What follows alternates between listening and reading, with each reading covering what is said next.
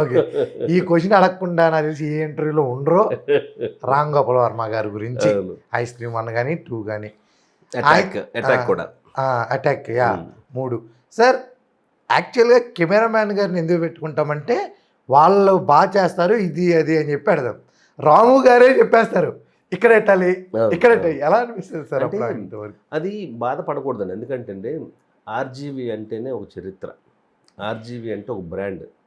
ఒక ఫస్ట్ పిక్చర్‌తోనే మొత్తం తెలుగు ఇండస్ట్రీని అంతా షేక్ చేశాడు. ఒక సూపర్ హిట్ సినిమా 'శివ' లాంటి సినిమా ఎంతోమంది జీవితాన్ని మార్చేసింది. ఎంతోమంది గొప్ప నటులు వచ్చారు ఆ సినిమా నుంచి. ఎంతోమంది టెక్నీషియన్లు బయటకు వచ్చినారు. ఆ సినిమా అనేది ఒక బ్రాండ్ అయిపోయింది. ఆ సినిమా అనేది ఇండస్ట్రీలో ఒక 'శివ'కి ముందు 'శివ' తర్వాత అనేది అయిపోయింది. అలాంటి ఒక గ్రేట్ పర్సన్ ఆయనతో. అలాంటిది ఆయనతో వర్క్ చేయాలని ఏ టెక్నీషియన్ కోరుకుంటాడు. అవును. చాలా కోరుకున్న వ్యక్తిని నేను. ఎందుకంటే అండి, కృష్ణవంశీ గారు అంటే రామగోపాల్ వర్మ గారి శిష్యుడు. సో కృష్ణవంశీ గారితో మేము సినిమాలు చేస్తున్నప్పుడు అంతా కూడా రాము గారిని మేము చూసి వచ్చిన వాళ్ళం మేము.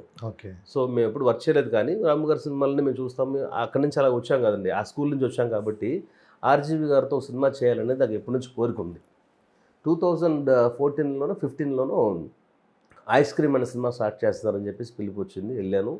వెళ్ళిన తర్వాత ఫస్ట్ సిట్టింగ్లోనే ఆయన నన్ను యాక్సెప్ట్ చేయడం జరిగింది. బట్ ఏంటంటే ఆయన మాటలన్నీ కొంచెం కఠినంగా ఉంటాయి. అది అమ్మాయి అయినా, అబ్బాయి అయినా, డైరెక్టర్, ప్రొడ్యూసర్ అయినా, హీరో అయినా, కెమెరామెన్ అయినా, అసలు ఆయన ఎవరిని కేర్ చేయడు. అది ఒక ఆయన ఒక స్టైల్ అంతే. దాంట్లో మనం చెప్పడానికి లేదు, ఎవరి స్టైల్ వాళ్ళది కదా. నేను నీకు లైట్స్ ఇవ్వను, నేను నీకు పెద్ద పెద్ద కెమెరాస్ ఇవ్వను, నేను నీకు లైట్ మ్యాన్స్ ఇవ్వను, నేను ట్రాలీలు ఇవ్వను, క్రెయిన్లు ఇవ్వను, ఏమి ఇవ్వను.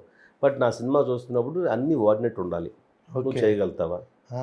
నాకు మైండ్లో అనిపించింది ఏంటంటే, నన్ను కెమెరామెన్గా పెట్టుకోవడం ఇష్టం లేదేమో, దానికోసం ఇవన్నీ చెప్తున్నాడు అనుకుంటాము. అంతే కదా, అంతే కదా సార్ అని ఛాలెంజింగ్గా తీసుకున్నాను. ఎందుకు అలా అన్నారు సరే, నిజంగా ఎందుకు చేయకూడదు, ఆయన చేద్దాం అంటున్నారు కదా. ఒక గొప్ప పేరున్న రామ్ గోపాల్ వర్మ గారు ఏమి వాడొద్దు, మనం ఒక ఎక్స్పెరిమెంట్లు చేద్దామని ఆయన ధైర్యంగా ముందుకు వచ్చినప్పుడు నేను ఎందుకు చేయకూడదు అన్న దాంట్లో ఒక 2 days టైం తీసుకొని కొత్తగా మార్కెట్లోకి చిన్న కెమెరాస్ ఏమి వచ్చినాయి, లైట్స్ వాడకుండా ఏం చేయొచ్చు అని వర్కౌట్ చేసినప్పుడు డిఎస్ఎల్ఆర్ ఫస్ట్ అప్పుడు కొత్తగా వచ్చినాయి.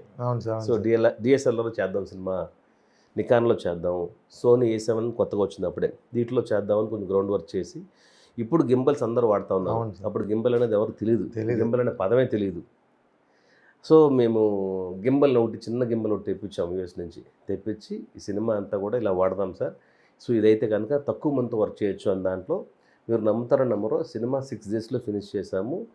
క్రూ ఆఫ్ నాకు తెలిసి 9 మందో 10 మంది అంతే.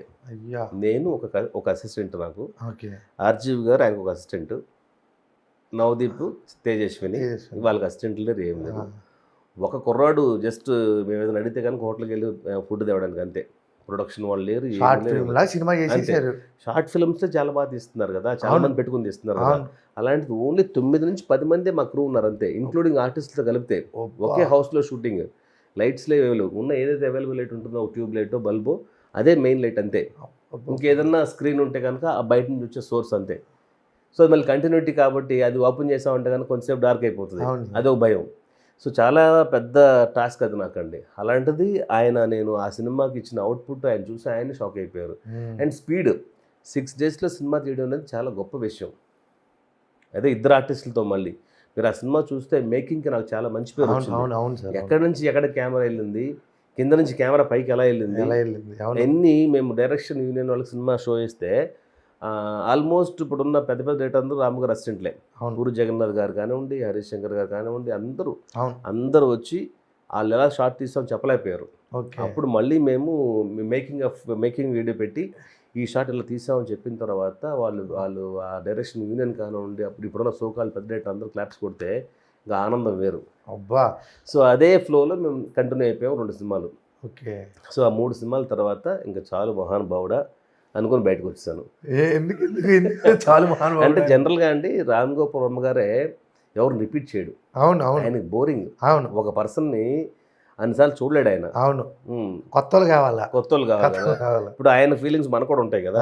ఇప్పుడు ఒక 10 సార్లు రోజు నీ ఫేస్ చూడలేకపోతున్నాయి అంటే కనుక నేను నీ ఫేస్ చూడాలి. ఇప్పుడు అనుకూడదు, ఎవరు సెల్ఫ్ రెస్పెక్ట్ ఉంటుంది కదా. అలా అనుకున్న టైంలోనే ఓకే, నేను అవసరం లేనప్పుడు నాకేంటి ఆయనతో అవసరం. ఓకే, ఎప్పుడు అడ్మైరింగ్గా ఫీల్ అవుతామండి ఒక అభిమానించే పర్సన్ని. అలా అడ్మైరింగ్గా ఫీల్ అవుతా ఉన్న టైంలో నువ్వు ఇన్సల్ట్ చేసావు అనుకోండి, మనకు కోపం వస్తుంది. జర్నీ పక్కన పెడితే ఒకప్పుడు బాంబేకి వెళ్ళి చరిత్ర ఆయన రాశాడు. ఒక రంగీలా లాంటి సినిమా, సత్య లాంటి సినిమా, సర్కార్ లాంటి సినిమా, మళ్ళీ అన్ని మైల్ స్టోన్స్ కదండి, పెద్ద పెద్ద సూపర్ హిట్ సినిమాలు కదా. ఆ తర్వాత ఆయన ట్రాక్ తెప్పి వెళ్తూ ఉంటే ఎంతోమంది నాకు ఫోన్లు చేసేవాళ్ళు, అని అడిగేవాళ్ళు ఏమైంది అని చెప్పేసి. ఆ మనసులో బాధ అనేది అలా ఉండి ఉండి ఉండి ఏం చెప్పాలో తెలియక మీలాంటి వాళ్ళు అడిగినప్పుడు చెప్తున్నాను.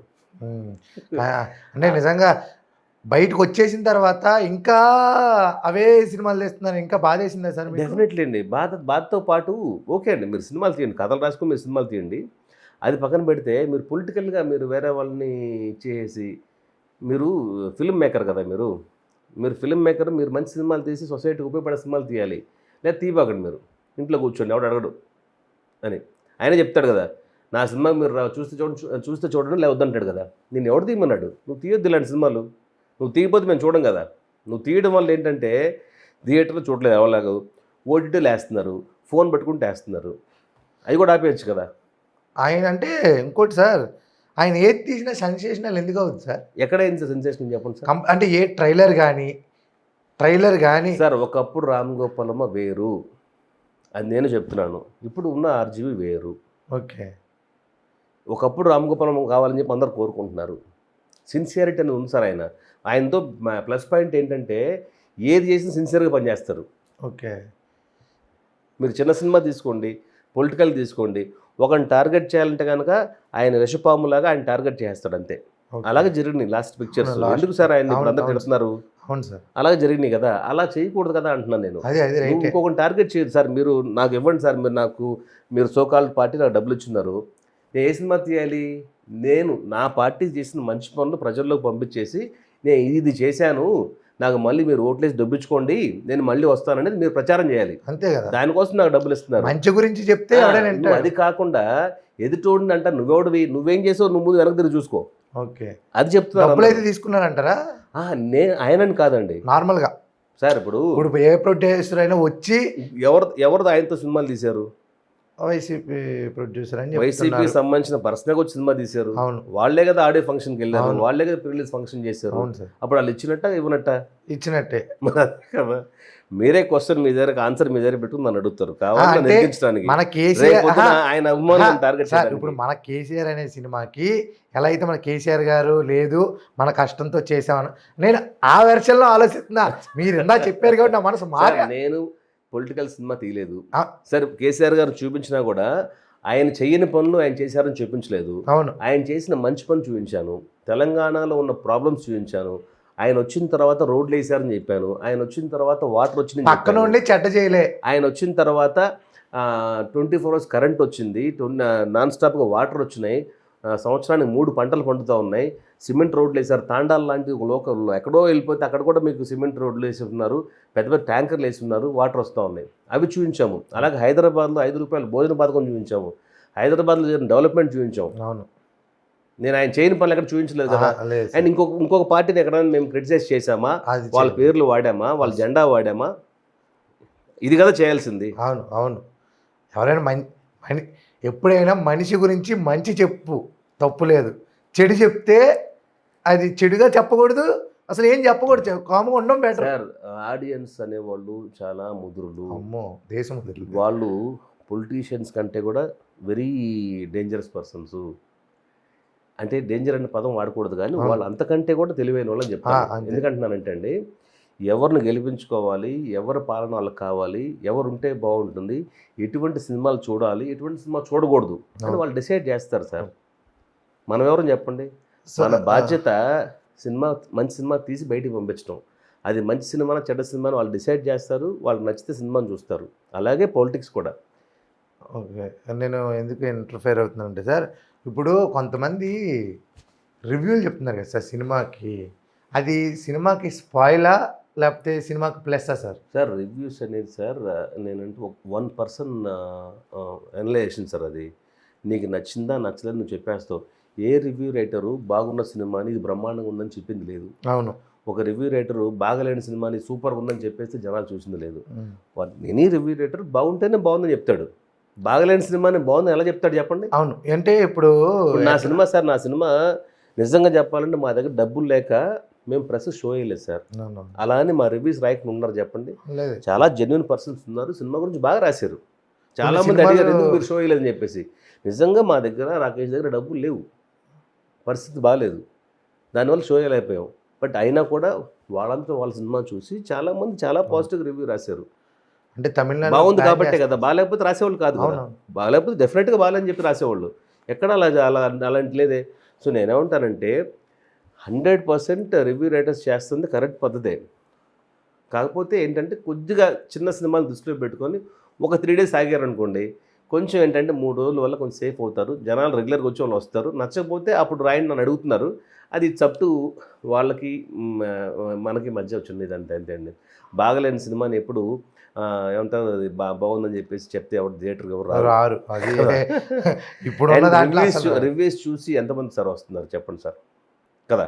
అవును. సో చాలామంది రివ్యూస్ చూసి వెళ్తున్నారు, కొంతమంది వెళ్ళట్లేదు. కానీ కాకపోతే అందరూ జెన్యున్గానే రాస్తున్నారు. ఎవరు డబ్బుకు అమ్ముడిపోయే వాళ్ళు లేరు సార్ జర్నలిస్టులు. ఎప్పుడో చెప్తారు, సినిమాలు చూపిస్తారు అంతే, ఆ డబ్బుకి ఇదని అంత. జర్నలిస్టులు కాదు, ఇప్పుడు యూట్యూబ్ వచ్చేసారు. జర్నలిస్టులు ఎవరి పని వాళ్ళు చేస్తున్నారు, అవును, అది కరెక్ట్. అవును. ఇప్పుడు ఏంటంటే ఎక్కువ యూట్యూబ్ వచ్చేసింది, ఇంట్లో కూర్చోవడం, ఫోన్ పెట్టుకోవడం, సినిమా గురించి ఏమో సార్ చెప్పేయడం. మరి నాకు మిగతా సినిమాలకు తెలియదు, కానీ ఈ సినిమా గురించి ఈ సినిమా ప్రతిదీ యూట్యూబ్ రివ్యూస్ అందరూ- కూడా ఎక్కడ వాళ్ళకి నచ్చలేదని చెప్పేసి రాసింది లేదు. నిజంగా నచ్చకపోతే నచ్చలేదని చెప్పేసేవాళ్ళే. అవునవును. నచ్చింది కాబట్టి వాళ్ళందరూ సపోర్ట్ చేశారు కాబట్టి నేను చెప్పాను ఫస్ట్లోనే, మాకు మీడియా సపోర్ట్, మీడియా అంతా కలిపే కదా సార్. అవును సార్, అవును. అందరూ సపోర్ట్ చేశారు. ఆ సపోర్ట్ డెఫినెట్గా మంచి సినిమాలకి ఎప్పుడు ఉంటుంది. నా ఒక సినిమా కానీ కాదండి, చాలా ఈ మధ్యకాలంలో 2024 వచ్చిన చాలా చిన్న సినిమాలు పెద్ద సక్సెస్ అయిపోయినాయి. వాటన్నిటికీ కష్టపడి సినిమా తీసిన డైరెక్టర్తో, ప్రొడ్యూసర్స్తో పాటు, యాక్టర్స్తో పాటు వీళ్ళు కూడా మాకు ప్లస్ పాయింటే. వీళ్ళు కూడా ఎంకరేజ్ చేశారు కాబట్టి ఆ సినిమాలు వర్కౌట్ అయిపోయింది, సక్సెస్ అయిపోయినాయి.